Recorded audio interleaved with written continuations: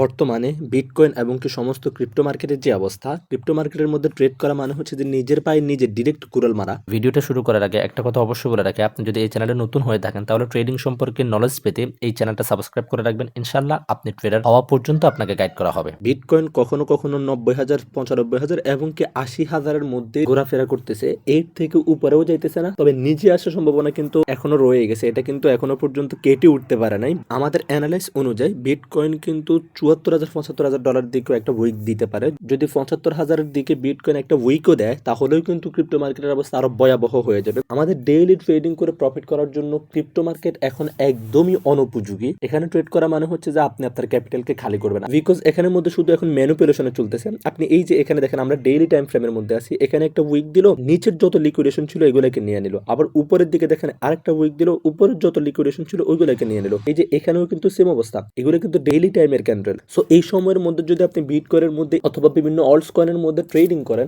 আপনি প্রায় অনেকাংশে লসে থাকার সম্ভাবনা থাকবে যদি ফিউচার ট্রেড করে থাকেন আর কি। অপরদিকে আমরা যদি বিটকয়েনের ডোমিনেন্সের দিকে তাকাই, বিটকয়েন ডোমিনেন্সেরও কিন্তু সেম অবস্থা। মার্কেটটা পুরো বোরিং যাচ্ছে, ডোমিনেন্স ডাম্পও দিচ্ছে না আবার আপও যাচ্ছে না, একটা জায়গার মধ্যে ডোমিনেন্স আটকে রয়েছে। ডোমিনেন্স কোন দিকে যাবে সেটাই বুঝতে পারতেছে না। এখানের মধ্যে কিন্তু আপনারা খেয়াল করলে দেখতে পাবেন, ডেইলি টাইম ফ্রেমের মধ্যে দেখেন বিশাল এক ক্যান্ডেল দিল, একদম উপরে চলে গেল, অল্টস কয়েনকে একদম ধসে দিল, দেন আবার মার্কেট আগের জায়গায় এসে রেঞ্জ বাউন্ড করতেছে। তাহলে এখন অল্ট সিজনের মধ্যেও যদি ভালো একটা র্যালি আসতে হয়, বিটকয়েন ডোমিনেন্স এখান থেকে ভালো পরিমাণে ডাম্প দিতে হবে। এইভাবে মার্কেট যদি আটকে থাকে একটা জায়গার মধ্যে, একটা জোনের মধ্যে, তাহলে কিন্তু মার্কেটের মধ্যে কোনো ফ্লোই থাকবে না। আর যদি কোনো রকমের বিটকয়েনের ডোমিনেন্স এখান থেকে যদি আপে যাওয়া শুরু করে, তাহলে তো মনে করলেন যে অল্টস কয়েনের অবস্থা আরো খারাপ হয়ে যাবে। এগুলো তো এমনিতেও আইসিইউতে আছে, তখন মনে করলেন যে আজিমপুর কবরস্থানের মধ্যে নিয়ে এগুলোকে সাহিত্য করতে হবে। এরপর আমরা যদি টোটাল থ্রির মধ্যে আসি, এখানেও কিন্তু সেম অবস্থা। ডেইলি টাইম ফ্রেমের মধ্যে দেখেন ট্রেন লাইন ব্রেক করে মার্কেট নিচে চলে আসছে, এবং কি এখান থেকে মার্কেট রিটেস্টও নিচ্ছে না, রিটেস্ট নিয়ে আবার নিচের দিকেও আসতেছে না, আবার এই ট্রেন লাইনটাকে ব্রেক আউট দিয়ে উপরে গিয়ে নতুন একটা হায়ার হাইও ক্রিয়েট করতেছে না। এখন এখান থেকে মার্কেট কি করে, এটাই আমাদের দেখার ফালা।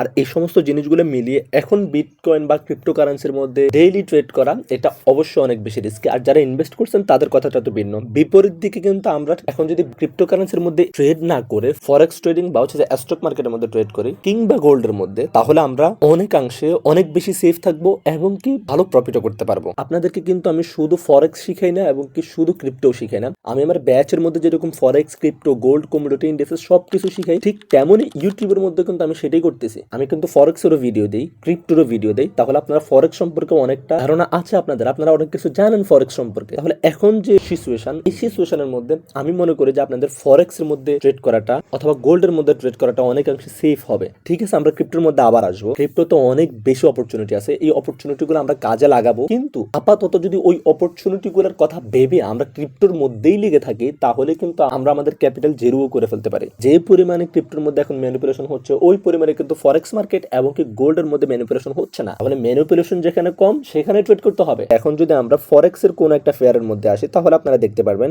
ফরেক্স এর মধ্যে কিন্তু এই পরিমাণে কোনো জয়জামেলা হচ্ছে না। এই যে দেখেন, এখানের মধ্যে কি ম্যানিপুলেশন হচ্ছে, এই জায়গাগুলোর মধ্যে কি ম্যানিপুলেশন হচ্ছে।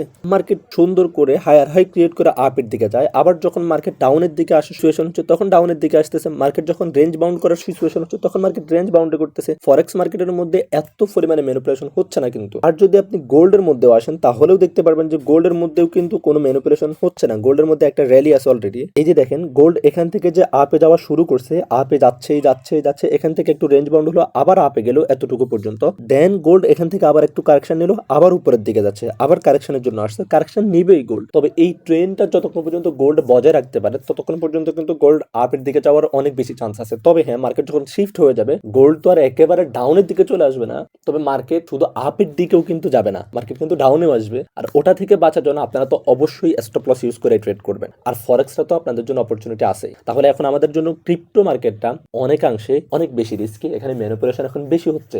ঠিক আছে, মার্কেট আবার ঠিক হয়ে যাবে, যখন মার্কেট ঠিক হয়ে যাবে তখন আবার আমরা কন্টিনিউয়াসলি মার্কেটের মধ্যে, ক্রিপ্টো মার্কেটের মধ্যেও ট্রেড করব। আমাদের ফান্ড কখনোই একটা মার্কেটের উপরে থাকা উচিত না। আমি কিন্তু সবসময় বলি, আমাদের কাছে ক্রিপ্টোর অপরচুনিটি আছে, খনিজ সম্পদের অপরচুনিটি আছে, ফরেক্সের অপরচুনিটি আছে, স্টকের অপরচুনিটি আছে। তাহলে কেন আমরা শুধু একটা নিয়ে পড়ে থাকবো? আমাদের ফান্ড সবগুলা সেক্টরের মধ্যে থাকবে, সবগুলা সেক্টর থেকে আমরা ট্রেড করে প্রফিট করতে হবে। তাহলেই তো একজন বুদ্ধিমান ট্রেডার আপনি। আপনি যদি বলেন যে আমি ক্রিপ্টো করে শুধু ক্রিপ্টোই করবো, আমি ফরেক্সে যাবো না, আমার কেউ ফরেক্সে নিতে পারবে না, আমি এক কথার মানুষ, আমি এক জায়গায় থাকি, আমি লয়াল, তাহলে ভাই সব জায়গায় এগুলো চলে না। যেখানে টাকা থাকবে আপনি সেখানেই দৌড়াইতে হবে। আশা করি বুঝতে পারছেন। তদ্রূপ কিন্তু কিন্তু স্টক মার্কেটের মধ্যে সেম অবস্থা। ইলন মাস্কের টেসলার মধ্যে যদি আমরা ঢুকি তাহলে দেখতে পারবেন টেসলাতেও কিন্তু ভালো পরিমাণে একটা হাইপ আছে। এই যে দেখেন মার্কেট এখান থেকে উপরের দিকে গেল এন্ড হচ্ছে যে একটা কারেকশন দিল, পুল ব্যাক থেকে আবার মার্কেট আস্তে আস্তে আস্তে আস্তে উপরের দিকে যাচ্ছে, এই হাই পর্যন্ত আসছে মার্কেট। আমরা জানি যখন মার্কেট পুল ব্যাক থেকে আবার উপরের দিকে যায় তখন কিন্তু মার্কেট একদম না আসলেও প্রিভিয়াস হাই পর্যন্ত আসবে। সম্ভাবনা থাকে মার্কেটের ফ্লো বেশি থাকলে মার্কেট হাইটা ক্রস করে উপরের দিকে যাবে, তাই না?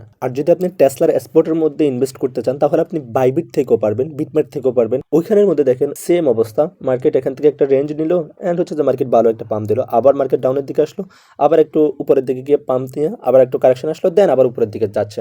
সো স্টক মার্কেটগুলো কিন্তু ম্যানিপুলেশন করতেছে না। এখানে কি আপনি দেখতেছেন এগুলো কিন্তু ডেইলি ক্যান্ডেল, এগুলো যখন আপনাকে 4 আওয়ারের ক্যান্ডেল দিয়ে দেখাবো আমি তখন দেখবেন যে মার্কেটের মধ্যে ভালো একটা ফ্লো আছে। এই যে দেখেন 4 আওয়ারের ক্যান্ডেলের মধ্যে মার্কেট ভালো একটা ট্রেন্ড লাইন কইরা উপরের দিকে যাচ্ছে। তাহলে স্টক মার্কেটগুলোও কিন্তু ভালো পরিমাণে পারফর্ম করতেছে, ফরেক্স মার্কেটও ভালো পরিমাণে পারফর্ম করতেছে, সিলভার গোল্ড যে সমস্ত খনিজ সম্পদগুলো আছে ওইগুলোও কিন্তু ভালো পরিমাণে পারফর্ম করতেছে। শুধু ক্রিপ্টো মার্কেটের অবস্থা এখন খারাপ হয়ে আছে। তাহলে আপনি ক্রিপ্টো মার্কেটে থেকে কেন লস করবেন? ঠিক আছে, আপনার যেগুলো ইনভেস্ট রয়ে গেছে, যেগুলো আগে থেকে ইনভেস্ট করছেন ওইগুলো ওঠা পর্যন্ত আপনি অপেক্ষা করেন, ওইগুলো আপনাকে আমি তুলে নিতে বলতেছি না, ওইগুলো থাকুক, ইনভেস্ট থাকুক, বাট আপনি দৈনিক আর্নের জন্য, ডেইলি ট্রেড করার জন্য এখন ক্রিপ্টো থেকে বের হয়ে আসা উচিত। ফরেক্স, গোল্ড, স্টক এগুলোর মধ্যে আপনার শিফট হওয়া উচিত আপাতত, ক্রিপ্টো মার্কেট স্বাভাবিক হওয়া পর্যন্ত। সো ঠিক আছে, আশা করি সবাই বুঝতে পারছেন। আপনার যদি মনে হয় এই ভিডিওটা আপনাকে একটু হলেও কাজে দিছে, এই চ্যানেল থেকে আপনার কিছু না কিছু শেখার থাকতেই পারে, তাহলে অবশ্যই চ্যানেলটা সাবস্ক্রাইব করেন, ভিডিওতে লাইক তো অবশ্যই করবেন এবং কি কমেন্ট করতে ভুলবেন না পরবর্তীতে আপনি কোন টপিকের উপরে ট্রেডিং সম্পর্কে নলেজ চান। আল্লাহ হাফেজ, আসসালামু আলাইকুম।